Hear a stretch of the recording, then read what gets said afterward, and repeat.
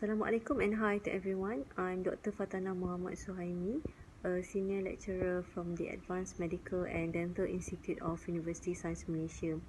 So I've just attended a webinar series organised by the librarian of AMDI USM, and it was a very interesting program where we actually discussed about issues related to publication, researcher profile, and also rejection of a manuscript.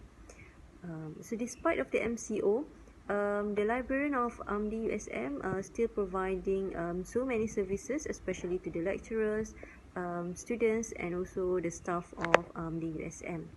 So if you need anything related to their services, for example, if you want to request books or article, you can contact them either through the email, websites, and also to the Facebook page. So for any updates, you can go straight away to their Facebook page. Thank you.